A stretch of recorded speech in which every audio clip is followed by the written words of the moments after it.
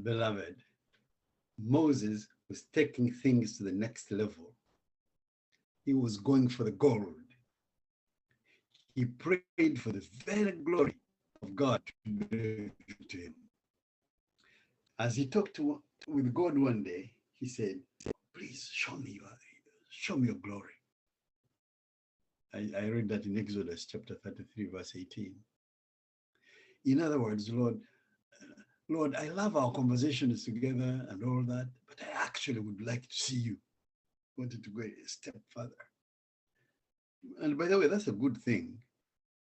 I remember a poem we used to recite when I was in seminary. I don't remember who wrote it, but we used to recite it. It said, once it was the blessing, now it is the Lord. Once it was the feeling, now it is his word. Once his gift I wanted, now the giver own. Once I sought for healing, now himself alone. Yeah, that's what we used to recite. So Moses wanted to go a step further up. In the Sermon on the Mount, Jesus said, blessed are the pure in heart, for they shall see God. Matthew chapter 5, verse 8. So Moses wanted to see the Lord. But if he had, he would have died on the spot, according to Exodus chapter 33, verse 20. Therefore, God worked out a sweet deal for Moses. He told him, look,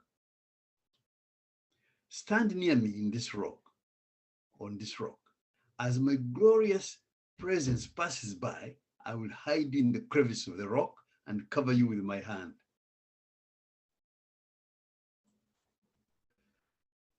Until I've passed by. Then I will remove my hand and let you see me from behind. But my face will not be seen. I see that in verses 21 and 23, some Exodus 33. Now, I can't even imagine what Moses saw. We are in awe of such a relationship. But let me urge you, beloved, today to become, as Jesus said, pure in heart. Think about what that would mean. What changes would you have to make in order for you to be pure in heart? What habits would you have to break? Most of all, beloved, what masks would you have to peel off? Because to be a real servant of God, you must be real, authentic, pure in heart. You see, beloved, we have a tendency, a bad tendency, to cover up, to say one thing and mean another, to be downright hypocritical, yet in such a clever way that nobody knows it. It's a funny thing, but when we wear literal masks, nobody's fooled. But how easy is it for us to wear invisible ones and fake out people by the hundreds, week after week? Did you know that the word hypocrite comes from ancient Greek plays? You know, an actor would place a large grinning mask in front of his face and quote his comedy lines as the audience would roar with laughter. Then he would then slip backstage and grab a frowning and oversized mask and come back quoting tragic lines as the audience would moan and weep. Guess what he was called? A hypocritos, one who wears a mask. That's where the word hypocrite comes from. And that's the exact word Matthew recorded that Jesus used to describe the scribes and Pharisees. You remember in Matthew chapter 23, verse 23, 25, 27, 29.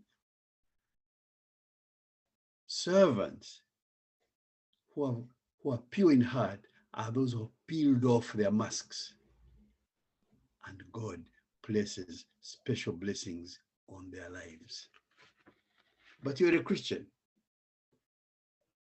You're born again, beloved. And therefore, your friendship with God is even closer than the very special friendship Moses had with God. That's because Moses was under the old covenant. When Jesus died on the cross, a new covenant was established. That's where you and I fall. He fulfilled all the Old Testament sacrifices and types of himself. In himself, he finished them all. He fulfilled them all. He was the Lamb of God who took away the sin of the world. As a result, you and I can have friendship with God. Blessed be his word. May God bless you.